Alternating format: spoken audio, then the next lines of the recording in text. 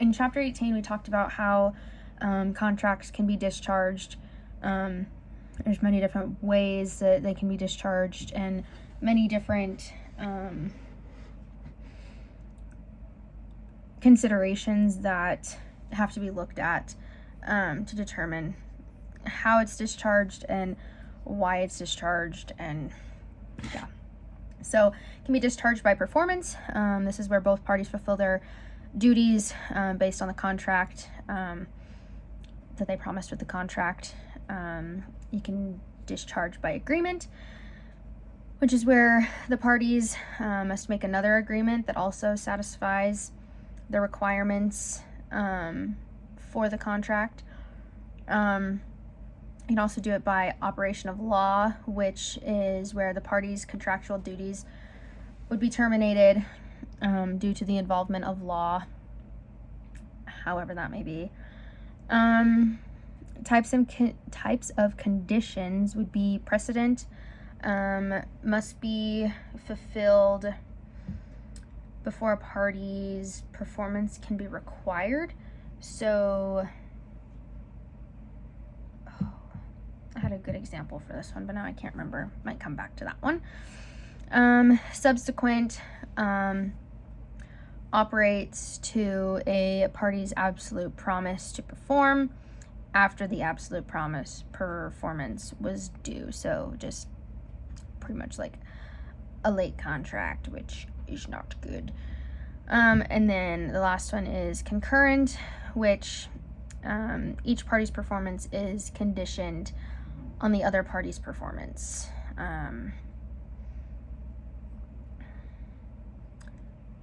Next thing is breach of contract. So pretty much breach of contract period is just not fulfilling your duties that were assigned in the contract, whether that be not performing them as well as the contract stated or not doing them at all. Material versus minor, there's two different breaches of contract. Material being where performance is not substantial. So like, for example, the question on the assignment, the last one, talked about the doctor not fulfilling his duties. That would be considered, I guess that one could go both ways, though I'm not quite sure.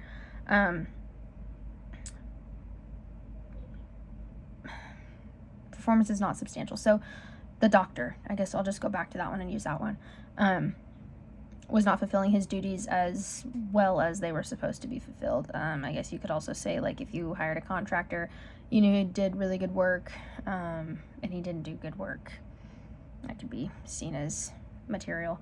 Versus minor, non-breaching party's duty to perform may be suspended until the breach has been remedied. So going back to that doctor, where he had like a mental illness, he wouldn't be able to go back to his contract to fulfill those duties until, after he had received help and proved himself to be mentally stable, pretty much.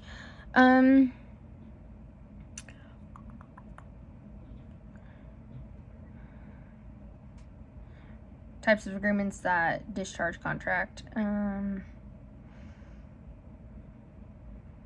Just breach of contract. Yeah. Discharge by operation of law. Material alteration is where the innocent party is discharged after a material alteration of contract terms. So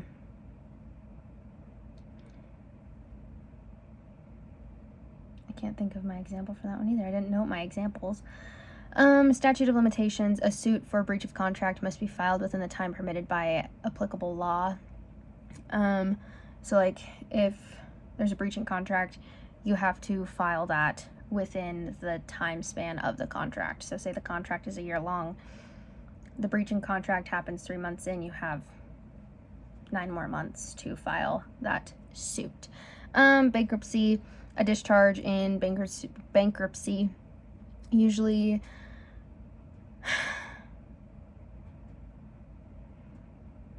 prevents creditors from enforcing most of the debtor's contracts. So, I think you said in class, like when people file for bankruptcy, they'll keep a credit card and